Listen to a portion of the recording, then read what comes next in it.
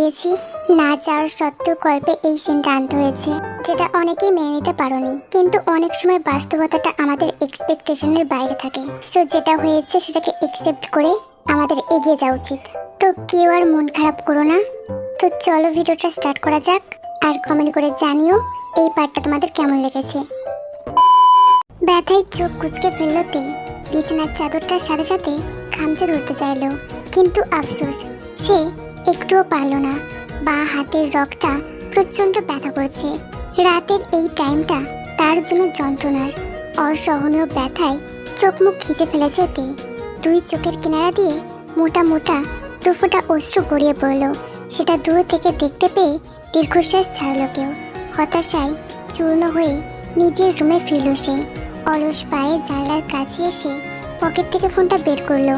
একবার ভাবলো কল করবে না, পরক্ষণে চিন্তা করলো কলটা দেওয়া উচিত।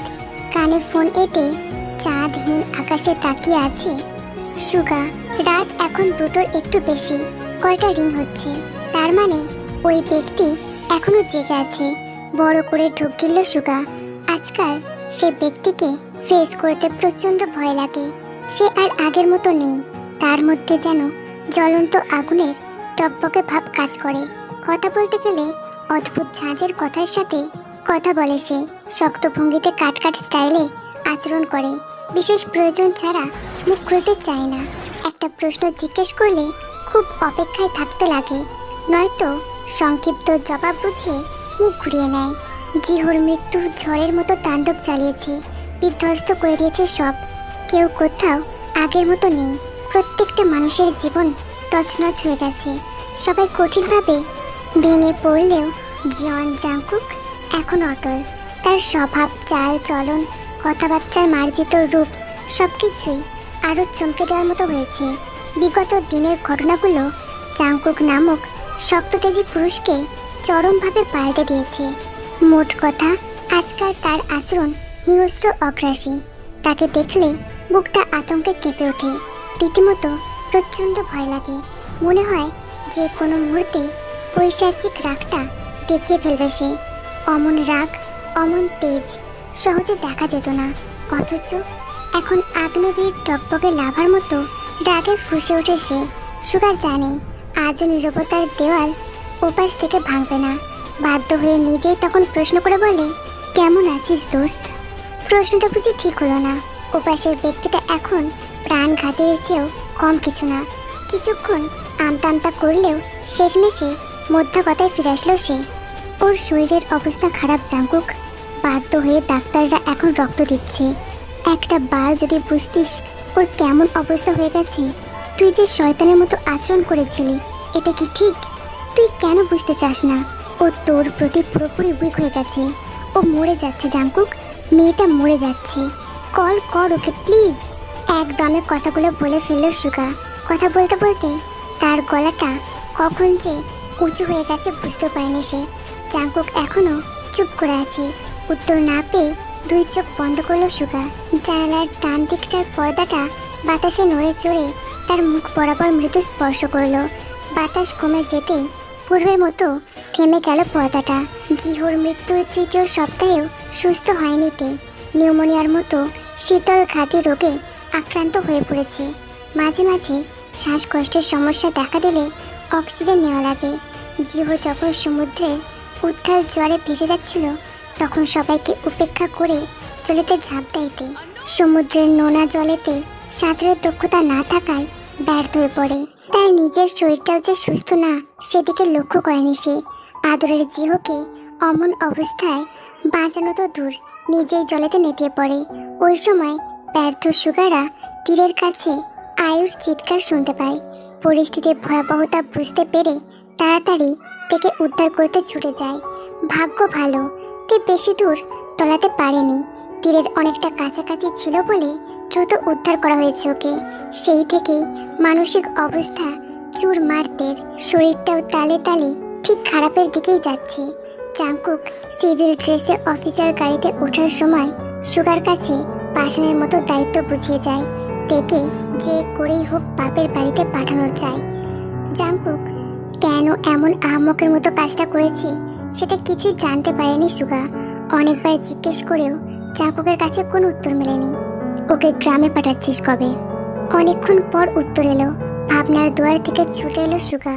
ভুরু কুচকে আশ্চর্য হয়ে বলল, তুই কি এখন ওকে লাথি মেরে বের করতে চাইছিস?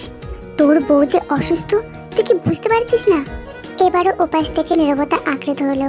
কয়েক সেকেন্ড চুপ থেকে দৃঢ়তার সাথে বলল, গলা নামা। আমার সাথে গলা উঁচাবে না। ওকে পরের দিনই বিদায় করার ব্যবস্থা করতে বলেছিলাম, কিন্তু তুই আমার কথা শুনিসনি। তার উপর আমার সাথে গলাবাজি করছিস, যেটা আমি একদম সহ্য করতে পারছি না। অবিশ্বাস্য চোখে আকাশের দিকে চেয়ে রইল সুগা। মুখ খুলে কিছু বলতে গিয়েও উপযুক্ত শব্দ খুঁজে পেল না। আজ পর্যন্ত এমন টোনে কখনো কথা বলেনি জাঙ্কুক। তার সত্যি বিশ্বাস করতে কষ্ট হচ্ছে জাঙ্কুক এসব বলছে। সুগা বহু কষ্টে আবারও গলা দিয়ে শব্দ বের করলো। কথা বলতে গিয়ে আড়ষ্টে বিহ্বল হয়ে বলল, বিয়েটা সেদিন নিজের ইচ্ছে করেছিলি দোস্ত, তে কিন্তু টু শব্দ করেনি। তুই যে ওকে চলে যেতে বলছিস, ও সেটা মেনে নিয়েছে। জিন আন্টিকে ট্রিটমেন্টের জন্য ফ্লাইটে চড়িয়ে ও সোজা গ্রামে চলে যাবে। গলাটা ক্রমশ নিচে নেমে গেল। নিজের অসহায়ত্ব লোকানোর জন্য চুপ করে রইল সুগা। ওপাশ থেকে সব শোনার পরও জাঙ্কুক আজ আশ্চর্যভাবে চুপ। সুগার তরফ থেকে কোনো সাড়া না পেয়ে নিরুত্তেজ ভঙ্গিতে রাখি বলতে নিচ্ছিল। তখনই সে ম্লান কণ্ঠে বলে উঠল, তোর বউ ঘুমের ঘুরেও কাঁদে রে জাঙ্কুক। বিশ্বাস কর, ও যদি আমার বোন হতো তোকে আমি খুন করে ফেলতাম। তুই আসলে নিষ্ঠুর। টুট টুট করে কেটে গেল কলটা। এবার কলটা জাঙ্কুকের জায়গায় সুগায় কেটে দিয়েছে। কান থেকে ফোনটা সরিয়ে স্ক্রিনের দিকে তাকিয়ে আছে জাঙ্কুক। নিচের দিকে ঠিক ডান কোণটায় সানগ্লাসটা চৌচির হয়ে আছে। চৌচির অংশটার দিকে তাকিয়ে থাকতে থাকতে চোখের দৃষ্টি ঘোলা হয়ে এলো। অজান্তেই ডেস্কের উপর থাকা সাদা ডকুমেন্টটা বড় বড় ফোঁটায় ভিজতে লাগলো। ফোনে গেমস খেলতে গিয়ে জিহো ভুলবশত হাত থেকে ফোনটা ফেলে দেয়। ফ্লোরের সাথে জোরে বাড়ি খাওয়াতে ফোনের ডান কোণটায় গ্লাসটা ভেঙে যায়। সেই দিন জিহোকে ইচ্ছে মতো বকেছিল জাঙ্কুক। কানটা মোচড় দিয়ে লাল টকটকে করে দিয়েছিল। নিজেকে কন্ট্রোল করতে না পেরে চট করে চোখ দুটো বন্ধ করলো জাঙ্কুক। ফোনটা ডেস্কের উপর ছেড়ে ফ্লোরের সাথে পা ঠুকে দিল। মৃদু একটা শব্দ করে রকিং চেয়ারটা কম্পিউটারের সামনে থেকে সরে নিচে পড়ে গেলে সোজা দাঁড়িয়ে পড়ল জাঙ্কুক। দ্রুত দুই চোখে বৃদ্ধা আঙুল ও তর্জনী চেপে একটা টাওয়াল নিয়ে ওয়াশরুমে ঢুকে পড়ল। গভীর রাত হলেও ঠান্ডা জলের শাওয়ারটা ফুল স্পিডে ছেড়ে দিল সে। তীব্র বর্ষণের নিচে দাঁড়াতেই দুই হাতে টি শার্ট খুলে ফেলল। দূরে নিক্ষেপ করতেই ঝপাস করে দেওয়ালে বাড়ি খেয়ে মেঝেতে পড়ল ওটা। রাগে ক্ষোভে লজ্জায় নিজের প্রতি ঘেন্না কাজ করেছে। চিৎকারে বুক চিরে আসছে। তার ঠান্ডা মস্তিষ্ক দীর্ঘদিনের প্রশিক্ষণ, সুকৌশল, দক্ষতা সবকিছু কিভাবে গুলিয়ে ফেলেছে। চোয়াল শক্ত করে দুই হাত দেওয়ালের উপর রাখলো। স্থির হয়ে দাঁড়িয়ে থাকতেই হঠাৎ সর্বোচ্চ শক্তি দিয়ে দেওয়ালে ঘুষি মারতে লাগলো জাঙ্কুক। একের পর এক শক্ত হাতের মুষ্টিবদ্ধ ঘুষিগুলো সাদা চকচকে টাইলসের দেওয়ালে কঠিন আক্রোশে পড়ছে। ধিম ধিম করে ভুতুড়ে শব্দগুলো ওয়াশরুমে ছড়িয়ে পড়ছে। এত রাতে এমন শব্দ শুনলে যে কারো রক্ত হিম হতো। ভাগ্যিস এটা অ্যাপার্টমেন্টের মতো ভবন, এখান থেকে কোনো শব্দই চার দেওয়াল ভেদ করে যেতে পারে না। ব্যালকনির ঝুলন্ত দোলনায় বসে আছে লিসা। পা দুটো তুলে আসন করে বসেছে। তার হাত দুটোর ভিতরে সিরামিকের কালো মগ। সেই মগ থেকে উত্তপ্ত ধোঁয়া কুণ্ডলি দেখা যাচ্ছে। সোডিয়ামের হলুদ বাতির জন্য রাস্তার দুই ধার হলদেটে হয়ে আছে। জনশূন্য রাস্তা দিয়ে একটা দুইটা মানুষ হুটহাট যাতায়াত করছে। নীরবতার মধ্যে তলিয়ে থাকা জায়গাটা খুব চমৎকার লাগছে।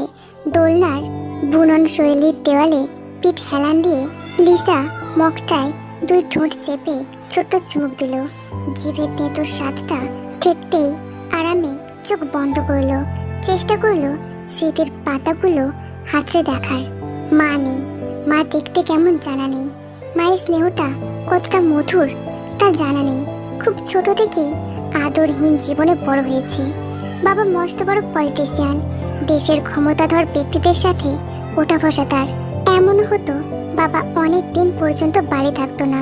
ফুপিও তার বাবার মতোই খুব পাওয়ার নিয়ে দাপট দেখায়। মহিলা হলেও সে যেন একাই 100। জন মেনসনে রানীর সঙ্গে সেও থাকতে শুরু করে। স্কুল কলেজের সঙ্গদোষে অশ্লীল ব্যাপারগুলো তার কাছে রুচিশীল লাগে। আজ পর্যন্ত কোনো ছেলে লিসার প্রতি মুখ ফিরিয়ে চলেনি। তার আকর্ষণীয় ফিগার, রূপ, সম্মোহন দেহভঙ্গি ছেলেদের টনক নড়িয়ে দিত। যাকে টার্গেট করত সেই ছেলেই ওর দিকে অদ্ভুত দৌড়ে চলে আসতো। অদ্ভুত ও বিচিত্র জগতের মধ্যে ধীরে ধীরে এইভাবেই প্রবেশ করে লিসা। পরিবারের অযত্নশীল ব্যবহারে এমন কুফলের পরিণতি ধরা পড়ে। ঠিক মদের নেশার মতোই জঘন্য এক নেশায় লিপ্ত হয়। সেই নেশার শেষ পরিণতি বিছানা পর্যন্ত ফুর্তি করা। এরপর নতুন কাউকে খোঁজা। কোন এক গোপন রোগেও আক্রান্ত ছিল সে, যেখানে ছেলেদের সাথে সঙ্গ উদযাপন করাটাই মুখ্য থাকে। জাংকুকের প্রতি আকৃষ্ট হলেও নিজেকে সামলে রাখত সে। জাংকুক যে অন্য 10টা যুবকের মতো নয় ভালোভাবে বুঝত লিসা। জাংকুক তার দিকে চোখ তুলেও তাকাতো না। মাঝে মাঝে লঞ্চ সাইডে জগিং শেষে ঘরমাক্ত বডিটা দেখে বিচলিত হতো সে। এক চুম্বক কর্ষণের জন্য সে আস্তে আস্তে জাংকুককে চোখে চোখে রাখতে শুরু করে। অনেকভাবে জাংকুককে নিজের দিকে টানার চেষ্টা করেছে, প্রতিবারেই মুখ থুবড়ে ব্যর্থ হয়েছে সে। তার এই ডিসঅর্ডারের কথা রানী যখন জানলো, সেটা তখন হাতের বাইরে চলে গেছে। বারবার জাংকুকের কাছ থেকে প্রত্যাখ্যান পেয়ে হিংস্র হয়ে উঠেছিল লিসা। অপেক্ষায় থাকতে লাগে সুযোগের জন্য। জিন আকস্মিকভাবে অসুস্থ হয়ে পড়লে সবাই তড়িঘড়ি করে হাসপাতালের রাস্তা ধরল। এদিকে পুরো বাড়িতে মানুষ নেই। লিসা সব ঝঞ্ঝাট থেকে নিস্তারের জন্য মিছিমিছি মাথা ব্যথার নাটক করছিল। লিসা অবশ্য জানতো না সেদিন সন্ধ্যাটা তার জন্য কেমন হতে চলেছে। ঠিক এভাবেই ব্যালকনিতে বসে বসে কফি খাচ্ছিল সে। হঠাৎ মেন গেট দিয়ে একটা গাড়ি ঢুকতে দেখে বেশ আশ্চর্য হয়। তখনই স্পষ্ট চোখে কিছু দেখতে পেয়ে ঠোঁটের কোণে বাঁকা হাসি ফুটে ওঠে। কফিটা আধা মতন খেয়ে নিজেকে প্রস্তুত করতে চলে যায় সে। আজ রাতটা লীলা খেলা না হলেও প্রণয় লীলা হবে। জাংকুক বাড়িতে ফিরেও মায়ের অসুস্থতার কথা জানতে পারেনি। ক্লান্ত জাংকুককে দেখে বাড়ির কাজের লোক কেউই তাকে এটা জানাতে পারেনি। এরপর ওনারা জাংকুককে বিশ্রামের জন্য পাঠিয়ে দিয়ে নিজেরাও কাজে মনোযোগ দেয়। ওত পেতে থাকা লিসা চুপ করে দরজা ঠেলে ঢোকে। জানলার সব পর্দা দিয়ে পুরো অন্ধকার করে রেখেছে। মুচকি হাসলো লিসা। জাংকুক যে ঘুমের সময় চারপাশ অন্ধকার করে শোয় সেটা সে জানে। ব্যাস, চোখ শুয়ে আসা অন্ধকারে পা টিপে টিপে এগিয়ে যায়। পুরো রুমটা পারফিউমের গন্ধে মোমো করছে। নিস্তব্ধে গভীর করে নিঃশ্বাস নিল লিসা। প্রাণ চাঞ্চল্যকর একটা গন্ধ। গন্ধটা শিরশির করে দেহের উপর হিম বয়ে দিচ্ছিল। আরও উন্মাদের মতো অস্থির হলো সে। বিছানার দিকে ঘোর লাগার চেষ্টাতে তাকিয়ে রইল। বিছানায় উপর হয়ে শুয়ে আছে জাংকুক। বিছানার এক পাশে তার সদ্য খুলে রাখা টি শার্ট, শার্টের পাশে হ্যান্ড ওয়াচ, সাদা রঙের রুমাল পরে আছে। কয়েক মাসের দীর্ঘ ট্রেনিং আর লম্বা জার্নিতে ক্লান্ত ছিল জাংকুক। কোনো ক্রমে ফ্রেশ হয়ে কেবল শার্ট খুলে বিছানায় ঢুলে পড়েছে। তন্দ্রায় আচ্ছন্ন হলেও হঠাৎ পিঠের উপর উষ্ণ জাতীয় কিছু অনুভব করলো।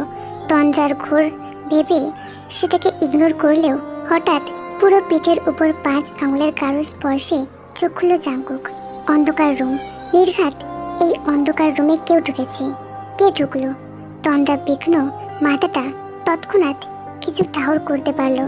এমন পরিস্থিতিতে মাথাটা ঠান্ডা রাখলো জাংকুক। কোনো প্রকার রিয়াক্ট বা সেলফ ডিফেন্স না দেখিয়ে চুপচাপ বিষয়টা ধরার চেষ্টা করলো। এটা একটা মেয়েলি ঘটনা। তার প্রতি অ্যাট্রাকশন থেকে গায়ে হাত ভুলে যাচ্ছে। বাড়িতে বহিরাগত মেয়ে মানুষ ঢোকার সাহস নেই। তার রুম অবধি আসলেও তাকে এভাবে ছোঁয়ার মতো বিরাট কলিজা এখনো পর্যন্ত কারণ নেই। অন্ধকারে খুব চালাকির সাথে হাত নাড়ালো জাংকুক। চোখের নিমেষেই বিছানার উপর ধীরিম করে আওয়াজ হতেই মেয়েলি কণ্ঠটা আর্তনাদ করে উঠল। এক মুহূর্তের ভিতরে বিছানা থেকে নেমে লাইট জ্বালায় জাংকুক। পুরো অন্ধকার উবে গিয়ে আলোয় পূর্ণ হয়ে উঠল। কৌতূহলী চোখ দুটো এবার রাগে ভস্ম হলো।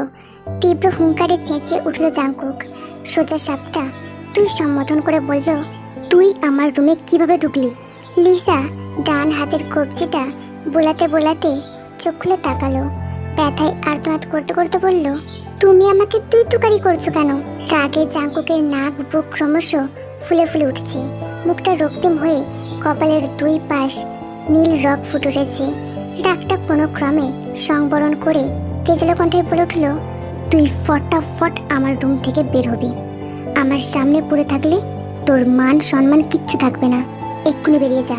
ফুসতে থাকা জাংকুক মাথাটা নিচু করে তর্জনী দিয়ে বেরিয়ে যাওয়ার ইশারা করলো। জাংকুকের নত মাথা দেখে অন্য কিছু ভেবে মুচকি হাসল লিসা। শোয়া থেকে উঠে দাঁড়াতেই সম্মোহনী ভঙ্গিতে কর্মকাণ্ড শুরু করলো। পরনে সিল্কের সাদা নাইট ড্রেস, কোমরের বাঁদিকে ফিতা ঝুলছে। ড্রেসটা কেবল হাঁটু পর্যন্ত এবং দৃষ্টিকটু। দুই হাত দিয়ে এলো চুলগুলো আস্তে আস্তে খোপা করল লিসা। বক্ষ দেশ ফুলিয়ে অশ্লীল দেহ ভঙ্গি প্রকাশ করে চুপচাপ দরজার কাছে এসে দাঁড়ালো। জাংকুক দরজার ডান দিকে নত চোখে দাঁড়িয়েছিল। হঠাৎ কানে ঠাস করে দরজা লাগানোর আওয়াজে ভুরু কুচকে সেই দিকে তাকালো। লিসা দরজা বন্ধ করে দরজায় পিঠ লাগিয়ে দাঁড়িয়ে আছে। চোখে রহস্যময় দৃষ্টি, ঠোঁটে বাঁকা হাসি ও ন্যাকামি একটা হাসি দিয়ে চেয়ে আছে। জাংকুকের চোখে চোখ রাখতেই কোমরের বাঁদিকের ফিতাটায় হাত রাখলো সে। ছোট্ট গিটটা তর্জনীতে পেঁচিয়ে খুলতে নিচ্ছিল। জাংকুকের সজাগ চোখে ওটা ধরা পড়তেই সেও চামড়ার বেল্ট খুলতে লাগলো। লিসা তার বেল্ট খোলার দৃশ্য দেখে গাঢ় ঠোঁটে হাসি দিল। নাইট ড্রেসের বেশ চওড়া ফিতাটার একটা জায়গা থেকে ছোট্ট একটা জিনিস বের করে। জাংকুক সেটাও স্থির চোখে এক পলক দেখে নিয়ে ফের লিসার দিকে তাকালো। তার চামড়ার বেল্টটা এক টানে কোমর থেকে খুলতেই লিসা ছোট্ট জিনিসটা ডান হাতে বাড়িয়ে দিল। এমন দৃশ্য দেখে জাংকুক দাঁতে দাঁত পিষে শুরু করলো পৈশাচিক আচরণ।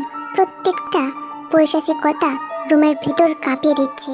দূর দূরান্তে ছুটে যাচ্ছে চিৎকার। রুমের চারটা দেওয়ালে তীব্র আঘাতের শব্দে প্রতিধ্বনিত হচ্ছে। ফ্লোরে বিবশ হয়ে ধপ করে পড়ে যায়। ঠোঁট ফেটে ফুলে যায়। নাক দিয়ে রক্ত বের হতে দেখা যায়। দেহের 206টা হাড় যেন যন্ত্রণায় কাবু হয়ে যায়। কাজের খালা চিৎকার শুনে দৌড়ে আসে। সাথে আসে আরও এক কাজের লোক। এসেই হতভম্বর মতো একবার রক্তাক্ত লিসার দিকে তাকায়, আর একবার হাঁপাতে থাকা জাংকুকের দিকে। জাংকুকের অবস্থা ও বেলটায় তরতাজা রক্ত দেখে মালি কাকা ব্যাপারটা বুঝতে পারলেও কাজের খালা ব্যাপারটা উল্টো বুঝে বসলো। চোখ খুলল জাংকুক। সেদিনের বিভৎস চিত্রটা সেও সাওয়ারের নিচে স্মরণ করলো। কখনো মেয়েদের প্রতি এতটা ক্ষোভ ছেড়ে ফেলবে সেও বুঝতে পারেনি। রাগটা সম্ভবত কুরুচিপূর্ণ আচরণের জন্য তুঙ্গে উঠে গিয়েছিল, আর সেটাই ছিল এক নিঃশ্বাসে পেটানোর কারণ। সাওয়ারের সিলভার নবটা ঘুরিয়ে ঘুরিয়ে বন্ধ করতেই ওয়াশরুম থেকে বেরিয়ে এলো। টাওয়াল দিয়ে মাথা মুছতে মুছতে চিন্তামগ্ন জাংকুক তের জন্য বিষণ্ণ হয়ে গেল। টাওয়ালটা বিছানায় রেখে রকিং চেয়ারে বসলো সে। সেদিন রিসর্টে অসুস্থ থেকে নিয়ে পাউলের মতো হয়ে গিয়েছিল সে। জ্বর নামাতে গিয়ে শেষ রাতের দিকে সফল হয় জাংকুক। তের মাথাটা তার কোলেই ছিল সেদিন। আজও তে অসুস্থ, কিন্তু সে 5 মিনিটের মতো দূরে বসে আছে। হঠাৎ একটা ইনকামিং টেক্সট মেসেজ ফোনে ঢুকলো। দূর থেকে চোখ বোলাতেই অদ্ভুত স্টাইলে লেখা টেক্সটটা বুকের স্পন্দন বাড়িয়ে দিল। How are you feeling my boy? You should talk to your beloved wife. Take care, Rani মামি। তোর বউ ঘুমের ঘুরে কাঁদে রে জাংকুক। হঠাৎ কথাটা মনে পড়তেই অজানা এক উত্তেজনায় ডেস্ক থেকে ফোনটা তুলল। চটপট কল করে রিসিভের জন্য অপেক্ষা করলো। ফোন ধরছে না কেন? লাগাতার কলের পর কল দিয়ে কোনো ফুরসত না পেয়ে শেষমেশ আসল নাম্বারটাই কল দিয়ে বসলো। তৎক্ষণাৎ ওপাশ থেকে রিসিভ হলো সেটা। জাংকুক অস্থির হয়ে বলল, হ্যালো তে তুমি শুনতে পাচ্ছ? কোনো উত্তর নেই, কোনো সাড়া নেই। জাংকুক আরো উৎকণ্ঠায় বলে উঠল, তে প্লিজ রেসপন্স মি। তে কথা বলো। তে তুমি কি শুনতে পাচ্ছ? তে কথা বলো। এক নাকারে চেঁচাতে লাগলো জাংকুক। ভয়ে তার কলেজাটা কামড়ে আসছে। না জানি ওই দজ্জাল মহিলাটা খারাপ কিছু করলো নাকি। যদি কিছু করে ফেলে তাহলে এইবার এক চুলও ছাড় দেবে না। জাঙ্কুক ডেস্কের সামনে বসে খুব দ্রুত কয়টা ব্লুটুথে কানেক্ট করলো। ফোনটা মাউসের পাশে রাখতেই আরেকবার সারার জন্য চেঁচে উঠল সে। নিরুত্তর অবস্থা দেখে যে ইন্টারকমটা বাজাতে নেবে অমনি অস্ফুট সুরে নিচু কণ্ঠ শুনতে পেল। শান্ত হন,